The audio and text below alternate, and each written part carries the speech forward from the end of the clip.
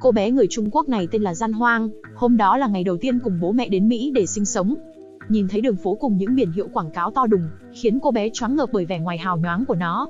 Ngày đi học đầu tiên, Gian Hoang vui vẻ giới thiệu bản thân trước lớp, hy vọng sẽ kết thân được nhiều bạn mới.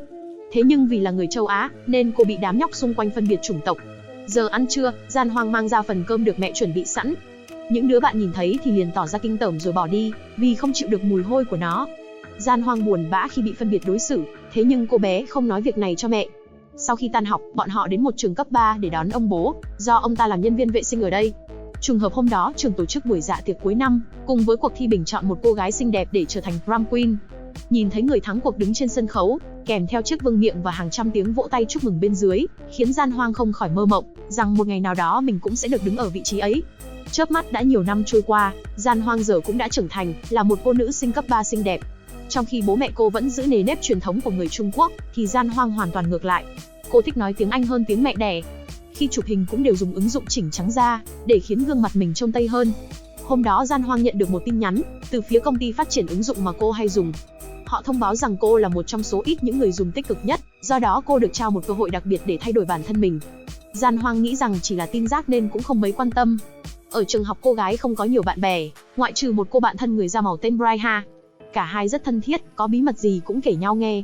Gian Hoang rất thích cậu bạn học chung lớp tên là Nas, nhưng vì tự ti nên vẫn chưa dám thổ lộ với cậu ấy. Khi cả hai đang nói chuyện thì Olivia, cô nàng hot girl tóc vàng bỗng bước vào, tự tin mở điện thoại livestream trước hàng chục con mắt đang nhìn. Cô ấy được xem là người nổi tiếng nhất trường, nhờ vẻ đẹp chuẩn Tây nên có rất nhiều fan hâm mộ trên mạng xã hội, và Gian Hoang cũng là một trong số đó. Trái ngược với đám đông, cô bạn thân Braiha lại tỏ ra không mấy mặn mà, cho rằng Olivia chỉ là một đứa giả tạo, nhờ vẻ ngoài mà tỏ ra thượng đẳng hơn người khác. Sau giờ tan học, Gian Hoang cùng mẹ lái xe đến một căn biệt thự để đón ông bố đang làm việc tại đó. Ông ta hiện làm nhân viên vệ sinh cho một bà chủ người da trắng. Trong lúc làm việc, vì bất cẩn nên ông bố lỡ tay làm vỡ một chiếc bình thủy tinh đắt tiền, khiến bàn tay bị thương chảy đầy máu. Mặc dù vậy bà chủ không hề quan tâm đến vết thương, còn đe dọa rằng nếu còn làm hỏng đồ trong nhà, bà ấy sẽ không cho ông làm việc ở đây nữa. Gian Hoang rất tức giận khi bố không được người khác xem trọng. Tuy nhiên ông ta không hề quan tâm đến điều đó, mà chỉ muốn có việc làm ổn định để nuôi sống gia đình. Ngày hôm sau vừa ngủ dậy, Gian Hoang lại nhận được tin nhắn từ phía công ty ứng dụng kia, tiếp tục đưa ra lời đề nghị giúp cô thay đổi ngoại hình. Thế nhưng lần này cô gái vẫn không chút quan tâm. Ngày diễn ra buổi dạ tiệc cuối năm sắp đến, kèm theo cuộc thi bình chọn cho ngôi vị prom queen. Gian Hoang rất muốn được đứng ở vị trí đó, nên đã nhờ cô bạn thân Braiha in hàng chục tấm poster của mình, phát cho các học sinh trong trường. Thế nhưng dường như không ai quan tâm đến một người châu Á như cô gái. Nhìn thấy những prom queen thế hệ trước đều là người da trắng tóc vàng, Gian Hoang quyết định thay đổi bản thân. Cô nhuộm vàng cả mái tóc của mình, trước sự kinh ngạc của cả gia đình. Bà mẹ tỏ ra bực bội, cho rằng con gái đua đòi chạy theo số đông, mà quên đi bản chất con người của mình. Dù vậy Gian Hoang vẫn không mấy quan tâm. Vừa đến trường, Olivia bỗng bước đến và khen mái tóc của cô gái, khiến cô ngạc nhiên không thể tin vào mắt mình. Sau giờ học, Olivia còn chủ động bắt chuyện và rủ Gian Hoang đi làm móng, cùng với hội bạn của cô ta. Nghĩ rằng bản thân đã chính thức có được sự chú ý, Gian Hoang vui mừng liền đồng ý. Tuy nhiên khi đến nơi, mới biết rằng cửa tiệm này là của người Trung Quốc, và Olivia chỉ nhờ cô gái đến để giúp phiên dịch. Mặc dù vậy Gian Hoang vẫn vui vẻ nhập bọn. Lần đầu tiên cô được tiếp cận Olivia cùng hội bạn, và được nghe bọn họ nói những chuyện xoay quanh bạn trai và tiệc tùng. Gian Hoang bỗng nảy ra ý tưởng, đề nghị Olivia công khai ủng hộ cho một cô gái, trong cuộc thi bình chọn prom queen năm nay. Với sức ảnh hưởng của mình, người được Olivia ủng hộ chắc chắn sẽ được cả trường chú ý, và gần như sẽ nắm chắc phần thắng. Cô ta sau khi đắn đo suy nghĩ, cuối cùng đã đồng ý với đề xuất này, và tuyên bố sau một tuần nữa sẽ đưa ra quyết định của mình. Gian Hoang rất muốn trở thành cái tên được Olivia ủng hộ, nên tìm mọi cách để lấy lòng cô ta. Tuy nhiên khi nhìn thấy phần chân tóc còn dính chút đen của cô gái, Olivia liền tỏ ra ghê tởm rồi nhanh chóng bỏ đi. Trong lúc chán nản tìm cách xóa đi phần chân tóc, Gian Hoang lại nhận được tin nhắn từ phía công ty ứng dụng kia. Bọn họ như biết rõ mong muốn của cô, liền chủ động đưa ra giải pháp và hẹn cô gặp mặt. Gian Hoang sau một lúc phân vân, cuối cùng đã quyết định đi đến chỗ công ty. Bên ngoài là một căn nhà cũ kỹ mục nát, nhưng sâu bên trong lại có một hành lang dài, dẫn đến một trụ sở vô cùng hiện đại bắt mắt. Tiến sĩ Singer sau đó xuất hiện, cho biết rằng nơi này sẽ giúp cô gái hoàn thành điều ước bấy lâu của mình. Với công nghệ đặc biệt, họ có thể biến một người da màu trở thành một người da trắng hoàn toàn. Nhờ đó giúp họ tự tin hơn trong cuộc sống, không còn bị kỳ thị hay phân biệt, cơ hội về công việc cũng sẽ được tăng cao.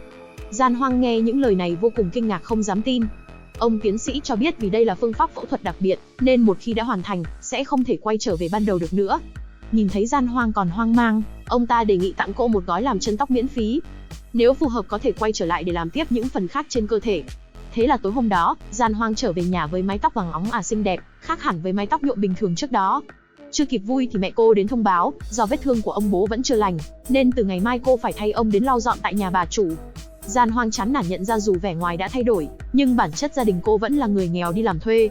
Sau khi xong việc chuẩn bị về, bỗng Gian Hoang nhìn thấy xe của nhóm Olivia chạy ngang, vội che mặt lại vì xấu hổ sợ bọn họ nhìn thấy. Ngày hôm sau đến trường, cô phát hiện những tấm poster tranh cử của mình đã bị các học sinh vẽ bậy. Tất cả chỉ vì cô không phải người da trắng. Trong lúc tuyệt vọng, Gian Hoang nhớ ra lời đề nghị của tiến sĩ Singer, liền nhanh chóng đi đến gặp ông ta để tiến hành phẫu thuật, thay đổi toàn bộ cơ thể. Buổi phẫu thuật sau đó diễn ra thành công, và Gian Hoang từ một cô gái người châu Á, đã hoàn toàn lột xác trở thành một cô nàng người Mỹ da trắng. Ban đầu bố mẹ cô gái hoàn toàn không nhận ra con mình, còn nghĩ là người lạ định đuổi cô đi. Tuy nhiên sau khi biết đây chính là Gian Hoang, cả hai vô cùng tức giận liền xông thẳng đến trụ sở công ty, yêu cầu ông tiến sĩ trả lại gương mặt của con mình. Tất nhiên điều này là không thể, vì trong hợp đồng đã ghi rõ từ đầu. Gian Hoang cố gắng thuyết phục bố mẹ, nói rằng đây là mong ước bấy lâu của cô, rằng cô đã luôn ghét bỏ gương mặt cũ của mình. Bà mẹ vô cùng thất vọng khi nghe con gái nói ra những lời chối bỏ gốc gác của bản thân. Đến cả ông bố, người thân thiết nhất với cô trong nhà, cũng chỉ biết im lặng không nói lời nào. Mặc dù không được bố mẹ công nhận, nhưng Gian Hoang vẫn không hề hối tiếc với lựa chọn của mình. Cô gái ngày hôm sau còn thay đổi danh tính, đến trường với một thân phận mới, và một cái tên do cô tự nghĩ ra. Sau khi giới thiệu bản thân trước lớp, anh chàng Nas mà cô gái thầm thích bấy lâu, bất ngờ quay sang bắt chuyện khiến cô vô cùng vui sướng. Giờ ăn trưa, Gian Hoang tiếp cận với nhóm của Olivia, tự giới thiệu mình là học sinh mới, còn bảo bố của mình là một đạo diễn phim có tiếng. Olivia từ lâu đã mong muốn trở thành diễn viên, nghe vậy liền hào hứng cho cô gia nhập nhóm. Gian Hoang sau đó nghĩ ra kế hoạch để tiếp cận Olivia, với mục tiêu khiến cô ta đứng ra ủng hộ mình trong cuộc bầu chọn cho vị trí prom queen. Nhớ ra nhà bà chủ nơi mình làm việc sẽ bỏ trống vào cuối tuần này, do bà ta đi nghỉ mát cùng gia đình. Gian Hoang liền đứng ra tổ chức một buổi tiệc riêng tư, còn bảo đây chính là nhà của mình. Rất nhiều học sinh sau đó kéo đến ăn uống chơi bời.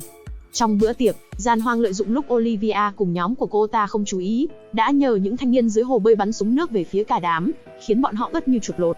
Tranh thủ cơ hội cô bèn đưa Olivia vào phòng riêng thay đồ.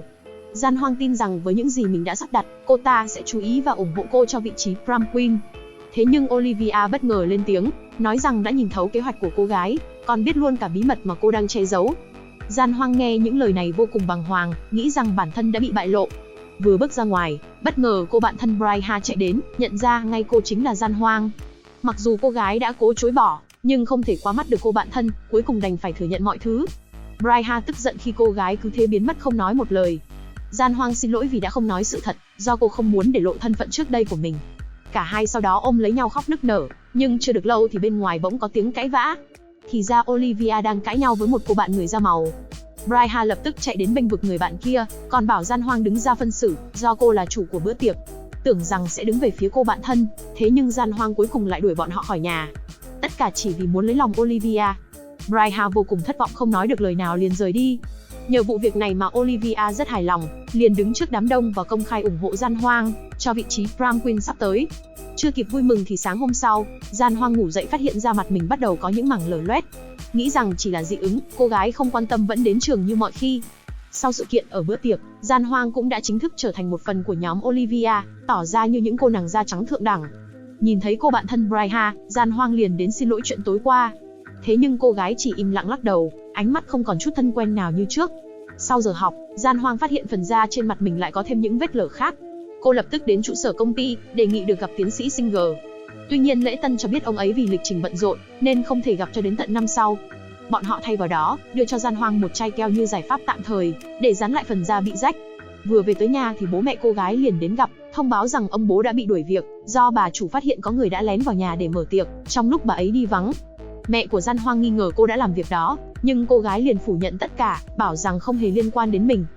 Chớp mắt thì ngày hội cuối năm của trường cũng đến. Gian Hoang diện một bộ váy xinh đẹp gợi cảm cho buổi tối đặc biệt này.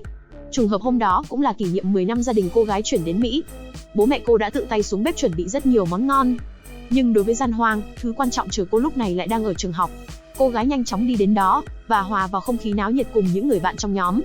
Cô còn đến khiêu vũ với cậu bạn Nas, cả hai trao nhau nụ hôn đầy lãng mạn. Tưởng rằng mọi chuyện sẽ êm đẹp, nhưng bất ngờ da mặt của Gian Hoang lại có dấu hiệu bong tróc. Cô hoảng hốt bèn chạy vào nhà vệ sinh, cố dùng keo dán nó lại. Lúc này bỗng Olivia bước vào. Gian Hoang lo lắng sẽ bị cô ta phát hiện, nên cố dùng tay che đi gương mặt của mình. Thế nhưng Olivia như đã biết hết mọi chuyện, còn bảo rằng đây chỉ là phản ứng tạm thời, dần dần nó sẽ thích nghi với gương mặt mới của cô. Sau khi tự tay dán lại phần da mặt cho Gian Hoang, Olivia đưa cô quay trở lại hội trường, nơi lúc này đang chuẩn bị công bố cái tên cho vị trí Prom Queen của năm. Ngay khi cái tên Gian Hoang được nêu lên, cô gái như vỡ òa vì sung sướng, quên hết mọi đau đớn trên gương mặt, liền tiến thẳng lên sân khấu để nhận vương miện. Thế nhưng đám đông bên dưới bắt đầu xì xào chỉ trỏ.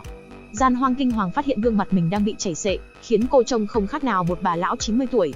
Vì quá hoảng hốt nên cô không giữ được bình tĩnh, liền ngã xuống ngất xỉu ngay trên sân khấu. Đến khi tỉnh lại, Gian Hoang nhìn thấy bản thân đang ở nhà của Olivia. Bố của cô ta bước đến, dùng lời lẽ nhẹ nhàng để động viên Gian Hoang, bảo rằng cô đã rất dũng cảm khi dám thay đổi bản thân. Lúc này cô gái mới bàng hoàng nhận ra, hai bố con bọn họ cũng đã trải qua phương pháp làm trắng da giống như mình. Cả hai ban đầu là người Cuba, vì bị phân biệt chủng tộc khi sang Mỹ, nên đã chọn phương pháp của tiến sĩ Singer để thay đổi bản thân. Bọn họ rất hài lòng với kết quả, còn bảo đây mới chính là con người thật của mình. Nhìn thấy người mình từng ngưỡng mộ, rốt cuộc chỉ là một lớp mặt nạ, khiến Gian Hoang sốc nặng không thể tin nổi. Cô về nhà ôm lấy mẹ mà khóc nức nở, nhận ra những gì mình theo đuổi bấy lâu, chỉ đều là sự ảo tưởng vô nghĩa. Bất chấp vết thương còn đang lở loét, Gian Hoang sau đó vẫn quyết định xé rách lớp da của mình, và vui mừng khi thấy gương mặt năm xưa dần hiện ra.